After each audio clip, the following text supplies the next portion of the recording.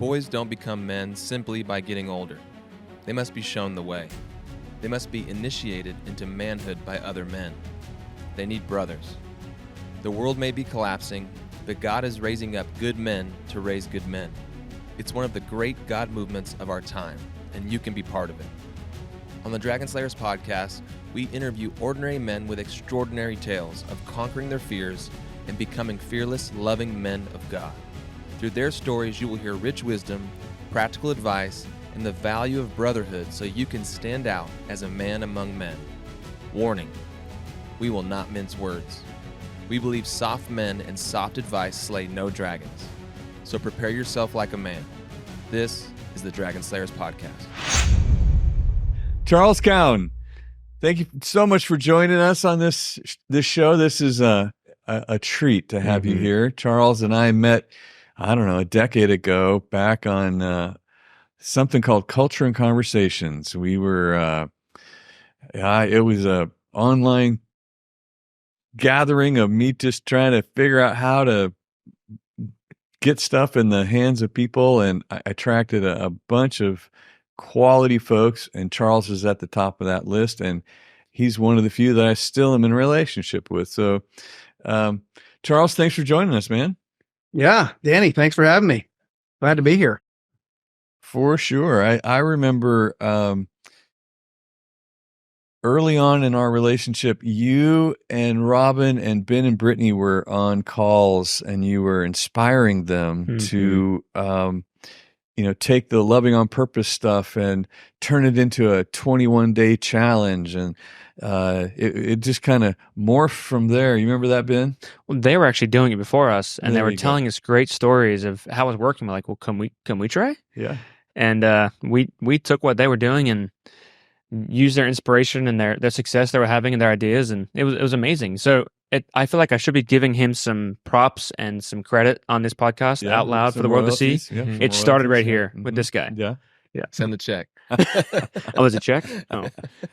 How did I that can't- start, Charles? I just can't help myself sometimes, Ben.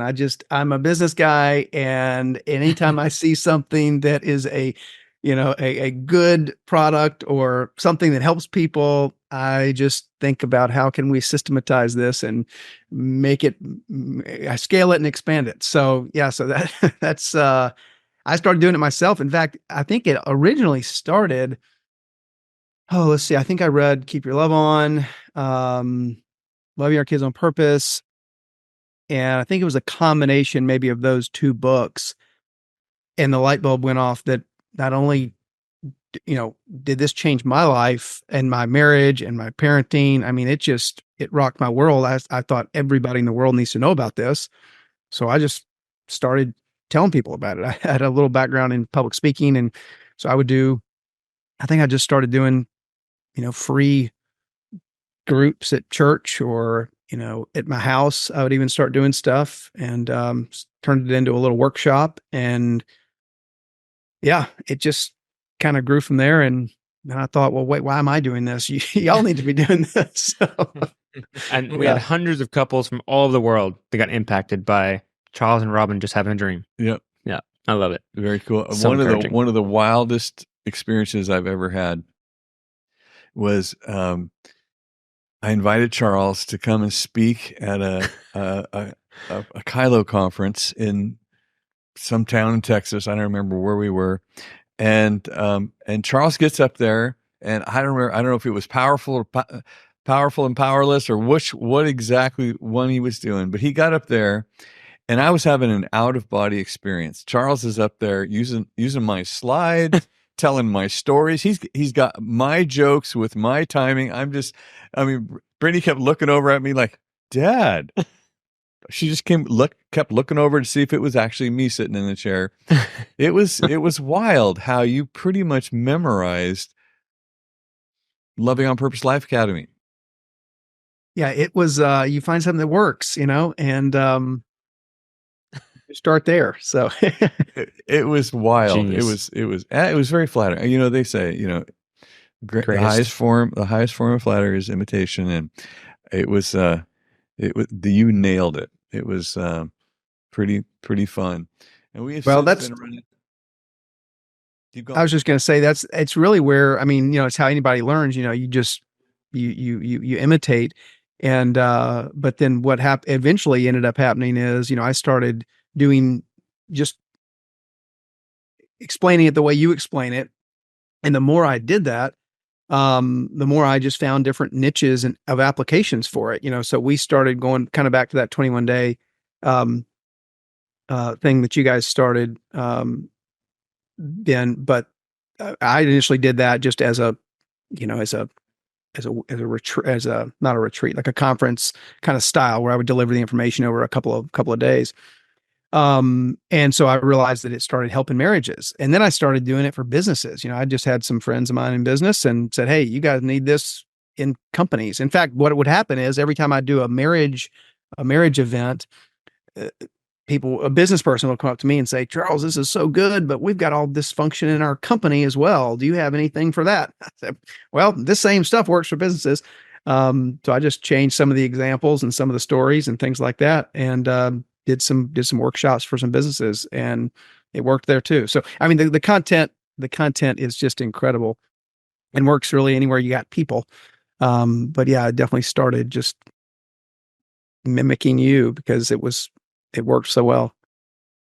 Hey, Charles, as you're talking, I think there's something there. A lot of men listening to this podcast and who want to maybe start things or do things or want to grow or learn or have someone they follow. Like, I talked about on this podcast and other things, like how much I read Danny and followed Danny, and then I got to be around him. It's really awesome.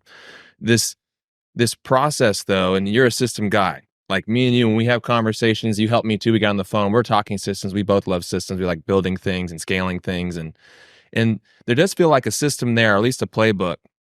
I'm wondering if you could say more about, that journey you just explained, really, of like, I found something, it changed my life. I became passionate about it. I wanted to learn more. I started imitating because, this is how I learn. And then I turned it into something different. Is there like a playbook that you follow for that? Or how does that work? If I want to become a master in something that's really impacted my life, like, what's required? Is all those steps required, and how long does that take? Can you just talk a little bit about your process for, that journey you just explained in the last couple minutes? Yeah, happy to. I mean, I can't remember where I heard this, but one time somebody said, you have to know before you flow. And the idea is, if you're, let's say, a musician, which I'm not a musician. I really, really wish I was, but I'm just not gifted in that area. But it's kind of like, before you start to go off script and flow, in the moment, you got to know what the plays are. Before you call on audible, you got to know what the bass plays are first, and then you can adjust from there. And so for me, and I've, in various roles I've had in business over the years, that's just kind of what I've done. I've learned, what do you need to do to be successful in, pick your area. What are the basic plays? What are the steps you need to learn to be successful? And then once you get really, really, really good at that, then you can start to adjust and pivot. And so, like, for example, one of my hobbies, I enjoy cooking. And I think, Danny and I share that. And so I love cooking food at the house. And so I've taken cooking classes. I've done various things to learn different recipes. And so someone who doesn't cook much think that I'm good. I'm I'm not very good, but they think I am. And all it is because I've learned a bunch of recipes over the years. And now that I know them, I don't have to look at them, and I can start to adjust and add things on the fly without measuring things. And it all works out just because I've learned the basics. So I would say, as it relates to business, for example, just learning what works. How do you help people? And then once you get really good at that, then you can adjust. I don't know if that answers your question or not. But that's perfect. You gotta know before you flow. Yeah, that's what I know about you too. You always have like a quip or a saying or something that's really sticky. So you have to know before you flow, and that's perfect, man. I love that. There you go. Charles, you jumped in with us, and you were part of Eric and Alan. The last three amigos to join the Dragon Slayer team, and then you've been on. We went pheasant hunting in South Dakota, and it was a small group of us, but there we are out there in the middle of the field, all hard to see, yeah, and our flame orange, and then you were also with us in Wyoming, and that was when the three generations of Dragon Slayers all met each other. A bunch of them. I mean, obviously not everybody was there. The lodge only held 24 people, but that was fun. What stands out to you about what we've been doing for the last 4 years? Well, I mean, I would say as far as the group goes, the Dragon Slayers group, golly, there's so much. I mean, I would say number one is this hasn't been just like a run of the mill small group where, we're going to meet for 2 or 3 months and read a book together and then move on to something else, which I've done plenty of those and those are great. But this is just something different. And it was so refreshing because, this is more of a long-term kind of covenant relationship type of a group. And what's so nice about that is there's no hurry to have to get through material or anything. You're in it. And there's also a level of trust that comes knowing that other people are in it too for the long run. So we've been able to take time to get to know each other, go on journeys together, to have fun together, but also to have some tough conversations and as various people in the group, go through tough stuff. So I think just the length of it has been nice because it's just been long term. So I think that's and I don't know about everybody else listening to this, but I mean, I'm super busy. I've got stuff going on, family and work, and I've got so much happening. And the way we structured it also was really nice, because we weren't getting together every week, but we were able to getting together consistently. And I think that was the consistency of the group is one of the really the strengths of it. And you were mentioning that, well, I was just with you. I was just with you in Birmingham. We went to dinner. We had sushi, and it was delicious. It was. I thought, wow, look at that. There he is. He's a happy sushi eater, that guy. And you got a group of guys going. Tell me about that a little bit. Yeah, that has been fantastic. So, of course, the nature of the Dragon Slayer group is that you'll be in one and then you'll start one. And so my group has been going now for a little over a year. It has just been incredible. A little different than our group in that, our group, the original group, we're all over the country. My guys are all in town. So we don't just see each other on Zoom. We get to see each other in person, which is nice. And, I would say it's becoming like a brotherhood, and that's really goes to say for both groups, but it's that just that confidence in knowing that you got guys that are there. And we're able to, talk through real stuff that's going on. And again, it's not just something we're together for a few weeks. We're together for a long, long time, and it's continuing to grow. In fact, somebody else just joined the other day, and so I'm ramping up. I'm not to 12 yet. We're at about 6. Yeah, 6, and so got some strategic people out there. I'm sort of thinking about asking, but it's going great. It really, really is. It took about a year because a lot of people didn't know each other in the group, which was kind of intentional. The way I got my group together, it wasn't just the people I just happened to hang out with the most. That actually wasn't what I did. I just kind of prayed and just asked the Lord who needed to be in this group, and He just highlighted certain people, and it's been wonderful. But it also took a little time to gel because they didn't really know each other that well. So we spent the first year probably just getting to know each other and building connections. Yep. And that's what makes this model so beautiful, is that it's a marathon. Mm-hmm. We're in this for the long haul, and we got time. And I think I've met some of your guys so far. I can't wait to meet the whole troop, but quality human beings, and every guy that's connected to you, us included, we think, well, Charles he just has so much to add. He is just the value add guy again and again and again. I mean, if I bring anything to you, I expect no less than 100 questions about what it is that I think I'm doing. And by the time I get through that process, I am so refined and so much more confident about what I'm about to do. It's true. It's so true. Yeah. It's just a quality that you have that vital. I depend on it. I really do. Like sending out that last chapter of the book. I sent a copy of it to you and to Christian, my two systems guy. I said, okay, tell me what you think. I need some feedback today. It's going to the publisher today. And sure enough, bam, here you go. Here's what I think. It's what I think. Here, you should check this. You should look at this. Have you thought about this? You're like, no, I didn't. Thank you very much. Okay, I'll go check. Perfect.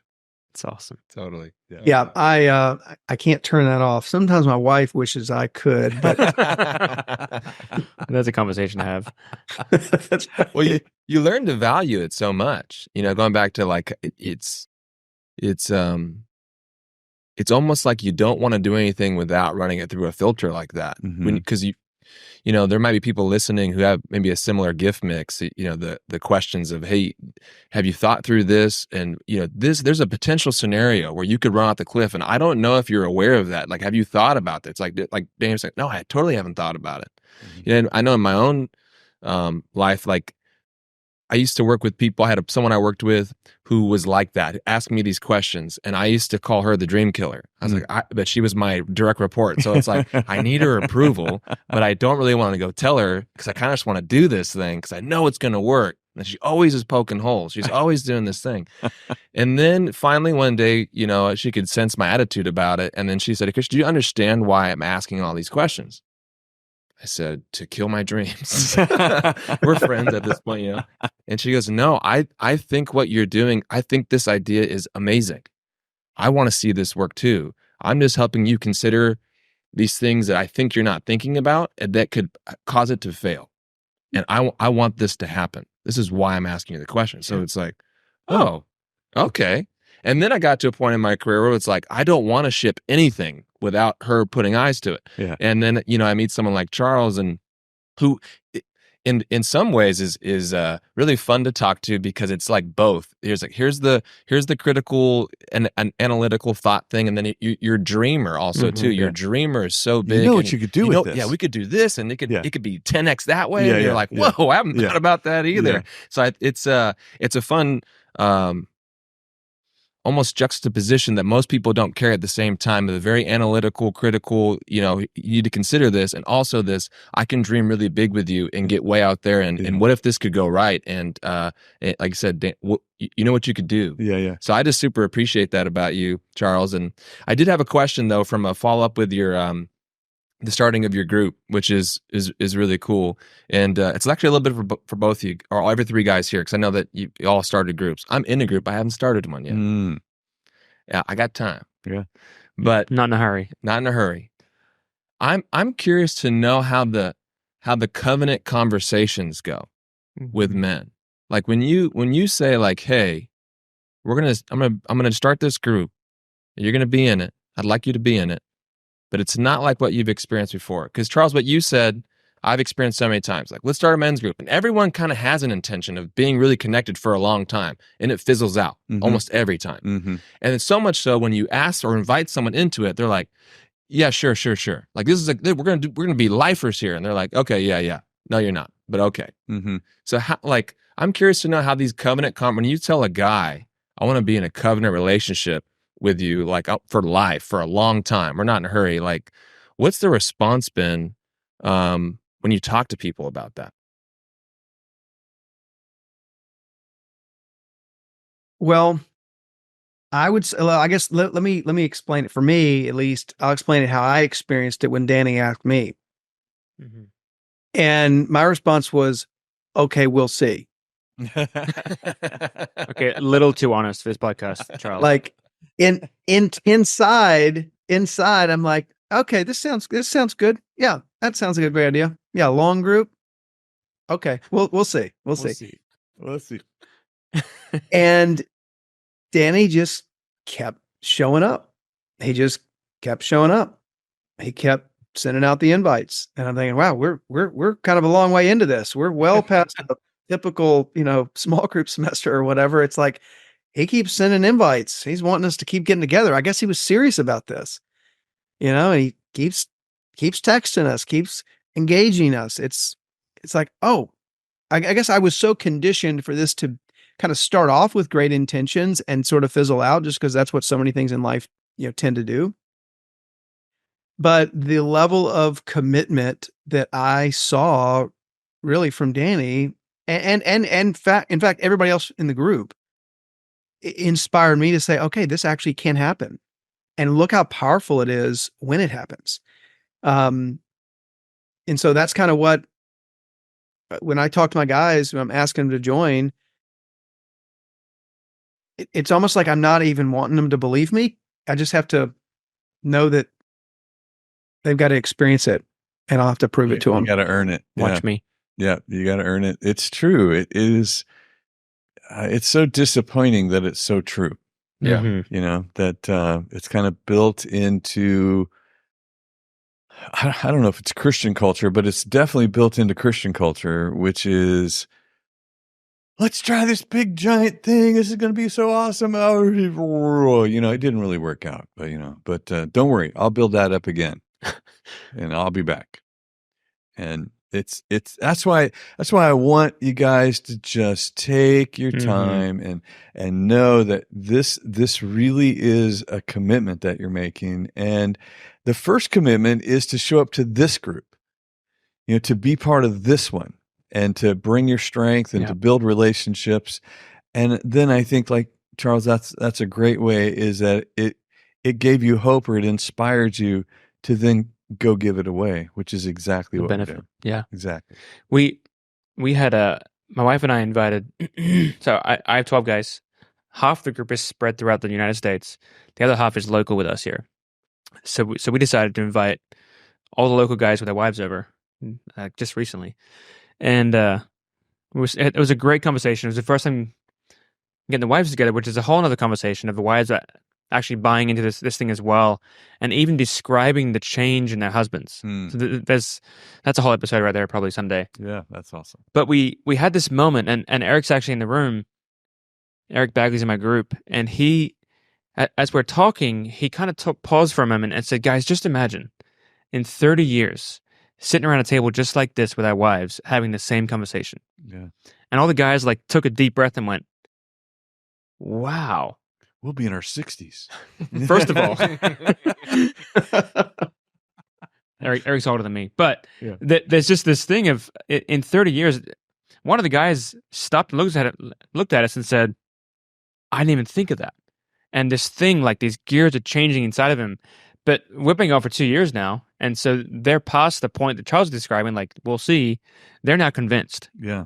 So it just revs me up. So excited. Yeah. Yeah. And this is the reason I asked that question. I didn't know there was other covenant relationships outside of my marriage, right? Yeah. With another human. I thought that was the only one I was in. And my kids. Once the kids came along, it's okay, I'm committed to you the rest of my life as well. So being around Danny and then seeing like covenant relationships with other men, you're like, what? How does this work? And the whole experience of How it. does this work? Yeah, because going back to like, you have to be taught it. It's like going you have to overcome the stigma of like, okay, this is another men's group, and like like Charles was saying, it's going to fizzle out. But then you experience it, and then you get the fruit of it in your life, and you go, oh man. which is why I haven't started a group yet, because I understand what covenant means now. Mhm. And it's like, okay, I am willing to be in a covenant brotherhood of the R12 that we're in. Mm-hmm. I am all in on that. Mm-hmm. I am not ready because I know what's required on the other end. Mhm. Not that I'm not going to do it. I mean, that's part of being in the group, right? Danny actually has a criteria checklist of like, here's things you need to do when deciding to pick your men, and praying, like Charles says, is number one. Like, God's going to highlight those guys. So it's something I'm thinking about. I have a short list of a Mhm. bunch of guys I'm going to invite, and when I'm ready, here come the invitations. Mhm. But this whole I'm not in a hurry thing also helps, because it's like, I got a whole lifetime I'm going to commit to these men. Yeah. So I want to make sure that I'm getting it right, because Yeah. I understand what it means. For sure.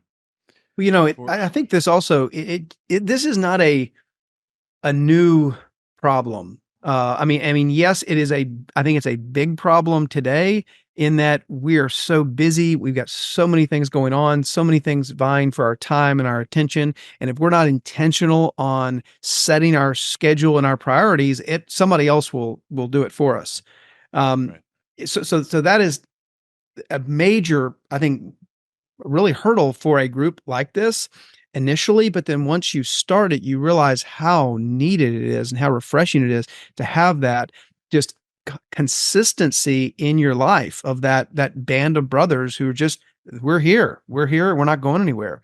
And there's going to be times when we meet and it's just fun and we're having a blast and we're laughing and it's light and we're doing, checking in on each other and it's all good. And sometimes it's not. And we got a handful of people that are really going through some tough stuff. And just to know that this group is there, in sunshine and in rain, is so refreshing. But this idea that we've just now become busy and distracted, I don't think is anything new. I mean, you think back to, I think it's in Hebrews, and the charge was, don't stop meeting together. Don't give up on gathering and getting together. And I would think that applies more than just a traditional kind of church gathering, but this is just believers getting together. There's something powerful about that. And if it was a problem back then, it's certainly a problem today. And I think even in that verse, it talks about don't give up meeting together. And therefore you don't give up meeting together. And when you do get together, encourage one another. And that's what I found one of the biggest takeaways is in our group is we always leave encouraged. In fact, I think we had this last week. Yeah, last week we got together in our group. We get together twice a month. That's our rhythm. We do one night a month for like a dinner or something where we can kind of have more time and linger and let conversations go. And then we do one morning a month before work. And so we do a night a month that can be longer and one a little bit shorter, kind of a check-in for breakfast somewhere once a month. So it's 2 times. And if people can make maybe one of those, then that's good. And we've got some consistency built in. But we just had our breakfast meeting this past week and it was incredible. And, we just kind of going around and we're talking about various issues, and somebody shared one of the struggles they're having at work. And we realized, we were all struggling with something very similar, and it was the fear of the unknown. Whether it was a business decision or, one guy wants to sell his company, and is it, the right time to do that, the right valuation? We've got, other people that are struggling with maybe financial, family situations, but ultimately it was all this fear of the unknown. And we were able to not stop meeting together. We were there and we were able to encourage each other. And it was just so incredible. So I just think that's such a key is the physical, or whether it's over Zoom or just in person, but the consistent gathering is vital. Hey, Dragon Slayers, you're going to want to pick up Danny Silk's new book, The Way of the Dragon Slayer, 7 Reasons Men Need Brothers. If you're listening to this podcast and you're going, man, I need some more of this in my life. I need to know what those 7 dragons are. I need to know how to slay them. And I need a template, a playbook to gather men around me, to get my own 12 so that I can experience what I'm hearing about on this podcast. Then you got to get the book. Here's another reason you need to get this book. Every single person who pre-orders the book right now is going to get an exclusive Zoom interview with Danny and John Eldridge. I mean, talk about a couple of mighty men of God. They're going to impart some wisdom on you and some practical advice that's going to change your life. Everyone who pre-orders the book gets that. But guess what? 250 people who pre-ordered the book are going to win exclusive Dragon Slayers merch. We're talking about single release merchandise. You're going to get a hat that will never reproduce again. You'll be one of the OG original gatherer, a legacy founder member of Dragon Slayers. And here's why you definitely want to pre-order the book. Only when you pre-order the book at dragonslayers.co, that's dragonslayers.co, one lucky person is going to win an epic trip with Danny and his group of Dragon Slayers. We're going to take you to Wyoming, and you're going to become truly alive in the presence of amazing men of God, and it's going to knock your socks off. All you need to do to get involved, to punch your ticket for all of that, is go to dragonslayers.co, that's dragonslayers.co, and pre-order Danny's new book, The Way of the Dragon Slayer, 7 Reasons Men Need Brothers. Do it now. Yeah. And it's that's part of the bonding that happens right there, is you realize you're not alone, either because you got guys around you, like John Frey, after our calls, John is on the text, and he's encouraging us, and he's got the Lord said, and I'd read this, and you're like, come on, and he's speaking to us, and Yeah.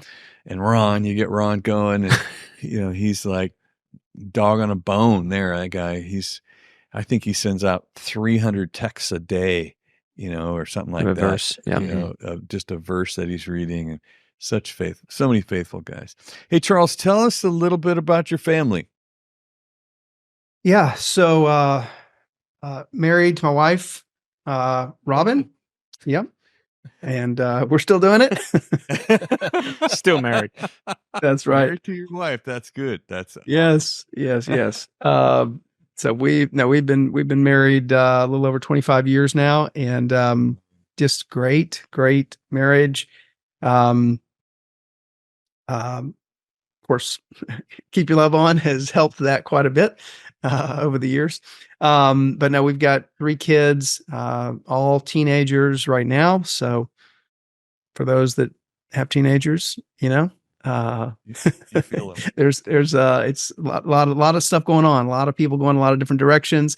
Don't see our kids as much as we used to, because they are super busy. But yeah, 3 amazing kids, 13, 15, and 17. And, just really enjoying life, looking at the older ones, looking at colleges. So we're kind of, in that phase, starting that phase. So yeah, very, very busy, life at home. See, so you have 2 boys, and at some point, I know it was part of the original package deal with Robin that she would like to adopt one day. And you guys had your 2 boys, and then she said, "It's time," or how'd that happen? Yeah. So let's see. When we started dating, Robin had just mentioned that she'd always wanted to adopt at some point, in her life. And I thought, well, okay, that sounds great. Didn't really give it much thought, because we were, young in our 20s, and I wasn't thinking about anything like that at that point.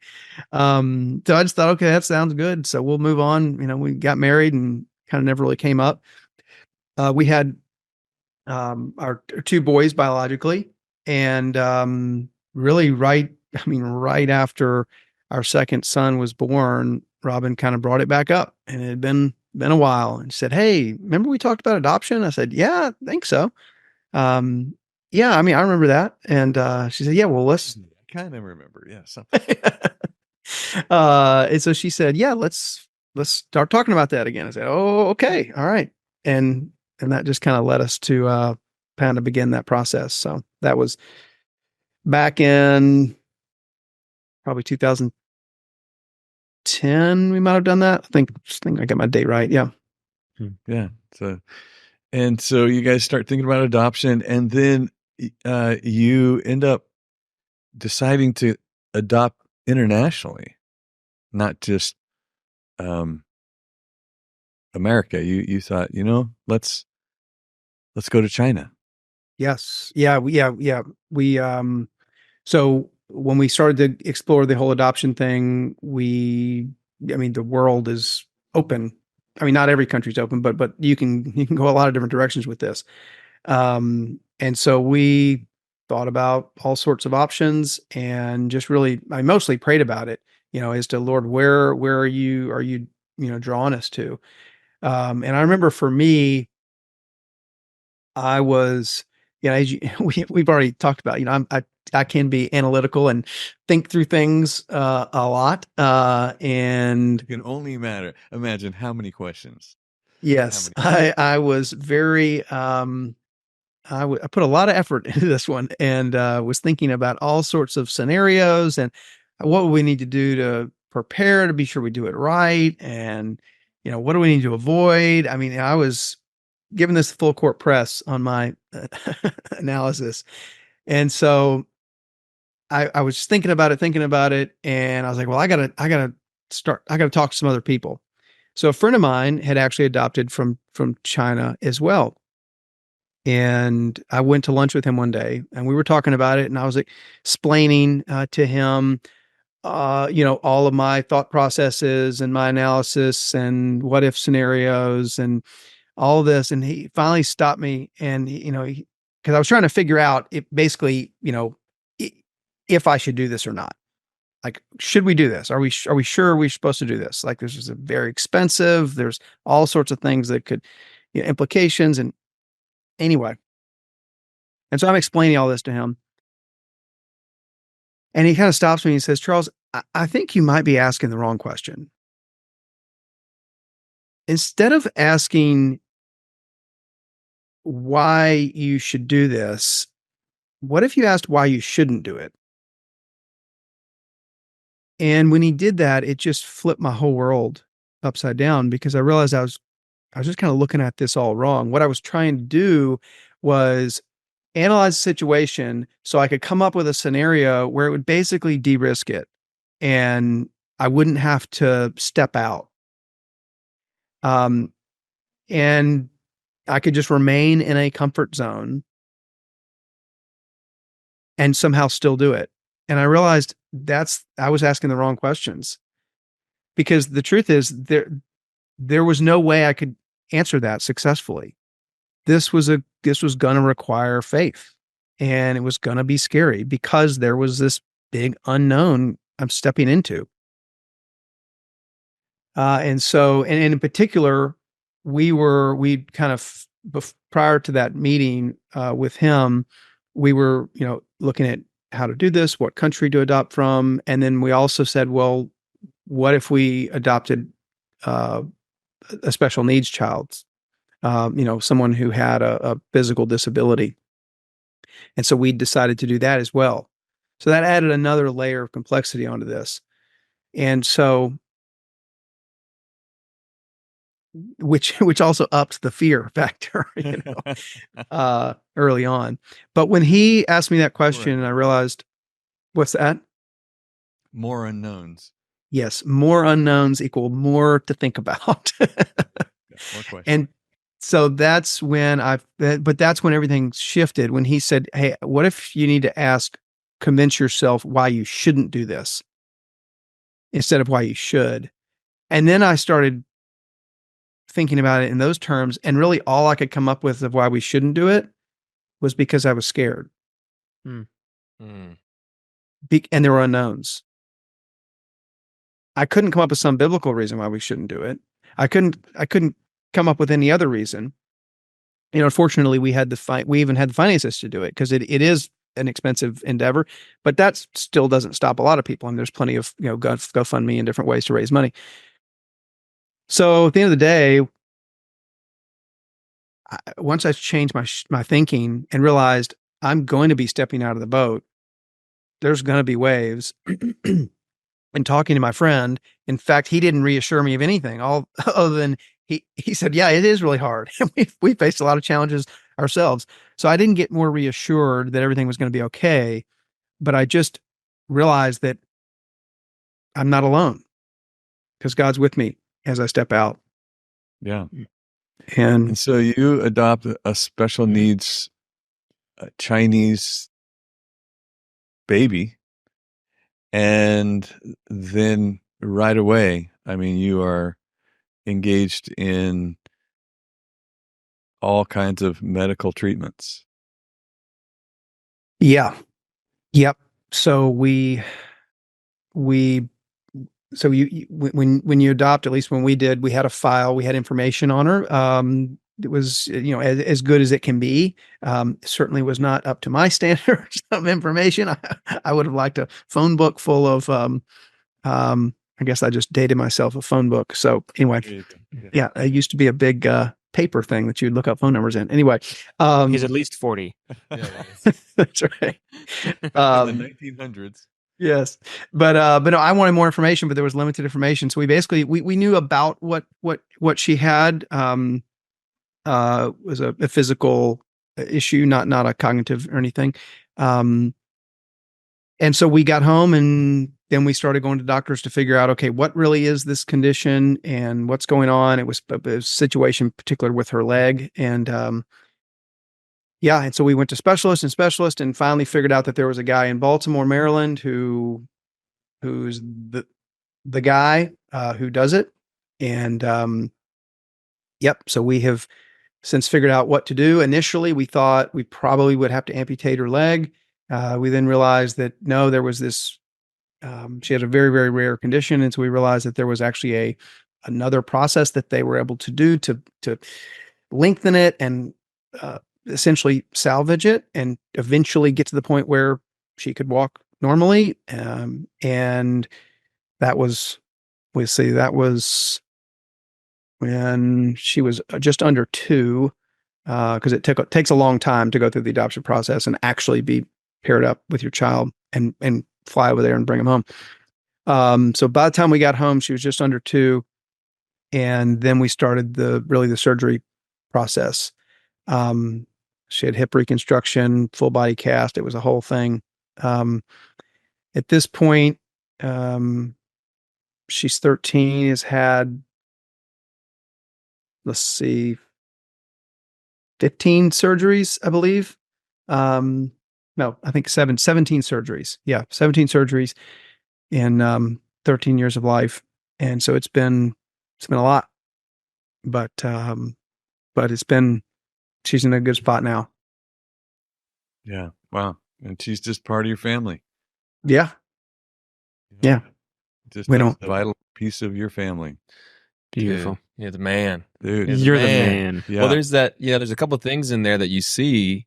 It starts with a conversation with another man that you trust. Yeah. And you submitting yourself to his influence in your life. And he asks this question that, flips everything you've been thinking about on its head. And what if I didn't? Oh, and then there's your part in it of like him saying it is a lot of work. It is really hard. It is expensive, but you'll gain a daughter, and that it's worth it. And you go, I'll sign up for that to bless this little girl's life. And I have one of my sisters, Gabby. She's 17. She was adopted from China and had a physical disability, and she's had I don't know how many surgeries. And I can't imagine our family without her. And I'm just so grateful and thankful for my mom and my stepdad who, adopted her as a baby and but it's a lot of work. Yeah. It's a lot of work, but it's a beautiful thing. That's such a cool story. Yeah. And answering the question, why wouldn't you do it? Yeah. You have the capacity and you're thinking, well, I was going to use that capacity for something else, but no, this is the way to really spend your strength. This is provision. This is provision right here that a man decides to care for and expand his metron of responsibility. That's leadership. You know, I want more responsibility. I want more effect and influence. And heaven responds to that, you know, with supply. Like you get the vision, and here comes the provision. And it's amazing, Charles. Yeah. That's a vital piece of your family's story. So beautiful.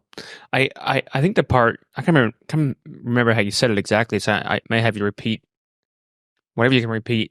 But you said something about you were trying to de-risk it, and then at some point in that process, this new question shows up: why wouldn't you do it? But it feels like that's a key for men to hold on to, no matter what they're going after. Like when there's a dream in the heart or something they feel called to. I think one of the reasons why we stop things so often, and for myself this is very much true, is if there was less risk or no risk, I would do it. But if I'm looking for no risk, I wouldn't do anything. So there's probably some more to say that just in there, Charles, because I would imagine just with this process with your little princess, and then every other scenario in your life where you've done something that was worth talking about, you've had to navigate this piece right here again. Yeah, I mean, I think the de-risking goal is, I mean, on one hand, there's some, that's a healthy thing to do, is to think through things and, you know, realize, okay, I'm going on a road trip. I probably need to put my seatbelt on, right? I mean, there's smart things to do, but it's, at what point is it no more, is it moved beyond me just trying to figure out what's the prudent thing to do, and me trying to come up with excuses to not step out courageously? Great. Mhm. Come on. That's great. You know, and different, there's no right answer, you know, every situation is different. But at some point you've done all the thinking, you've done all the preparing. There's really nothing else to do but start to take action, assuming that that's what, you know, what you've decided you're going to do. Mhm. How do you know when you are staying in the analyze land too long? You know, and I'll give you an example. Me and my older brother, best friends. We joke because we're so similar and so vastly different. And we're always sharing ideas we have and things we're doing. And we've already talked about, Charles. I'm like, you like to think through things. I want it tight. And there's so many times where my brother is like, just go, bro. Like, you just got to send it. You just got to go. Like, you're thinking too much. And there's also so many times when my brother is full send mode doing some wild stuff. And I was like, dude, you need to stop, Yeah. bro. You need to Think for a stop. second. And you need to think just a little bit. Yeah. So, like, in your own process, because I think you do a great job with this, like, how does someone, whether they're on what side of the fence they're on, because I feels like it's always like a spectrum. Usually there's someone who's like a full send and needs to stop and think more, and someone who's always thinking and never really doing. You know, what's your process for knowing, you know, when I'm doing the healthy version of that and when I'm doing the unhealthy version of that? So, great question. I think that for me, I can tell when I'm doing some analysis to avoid taking action. And it's just a thing I've learned about myself. It's just one of my blind spots. I mean, as strong as, you know, I am at being able to, you know, analyze and think through a situation and do strategic planning and that sort of thing, I also realize the shadow side of that strength is I can stay in thinking mode and not action mode. Now, fortunately for me, my personality is that I also am high action taker. I love to get stuff done and accomplish goals. So I don't do it too often, but when I'm nervous or I'm feeling scared about stepping out, I just think, you know, I'll just analyze some more. So that's just my own. I don't know how I would explain that for someone else, but that's just for me. I've just just known myself, and I've done a lot of self work over the years of different personality tests and just, you know, getting good at knowing myself, the good, the bad, the ugly, and that's a really lifelong journey. But for me, I can tell when I'm stuck because I overanalyze, or I'm now doing it for the third time. You know, I'm looking at the same spreadsheet or the same, you know, analysis, you know, sheet that I created. So, I will say, I think to some degree, though, action trumps analysis because you do learn so much when you start to take action. It's like I've even just seen that in business. Sometimes I'm scared and I'm thinking, well, I just need to think a little bit more about what I'm going to do here or what I'm, a different, maybe a product I'm creating or something.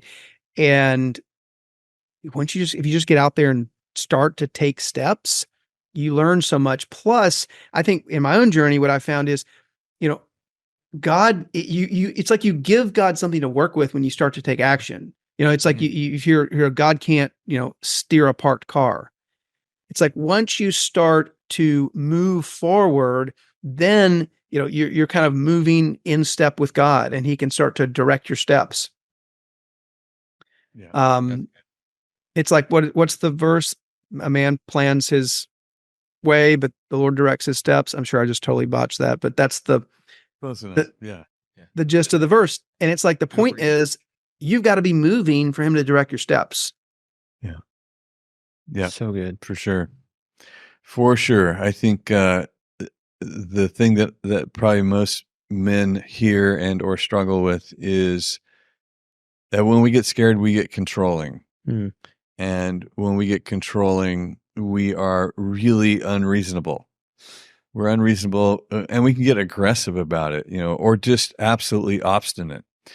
And I think this is another reason why you have guys around you is that other guys know this, like, okay, you're scared. I'm not scared.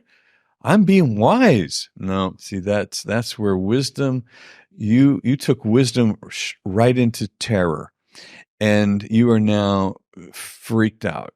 And I can tell because you're trying to control everything. So this is when you put the shirt on, hey, control freaks, control your freaking self. This is what has to happen right here. Okay, what am I going to do with me right now? I can't control the universe. I can't control all the elements. I can't control the future, but I can take one step. I can take one step of faith, and that will be what this guy is going to do.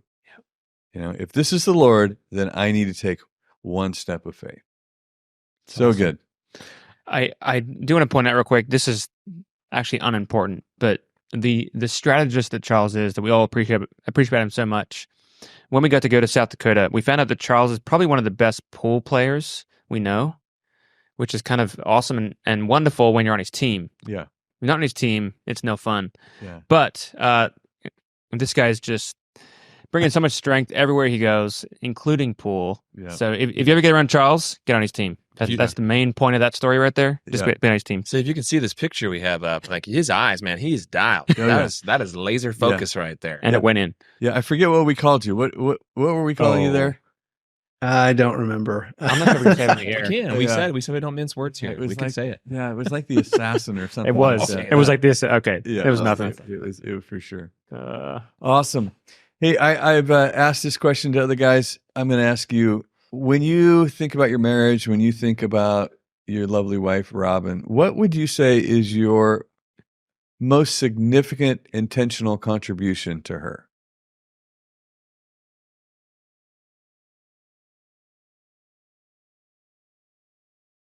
That's a good question.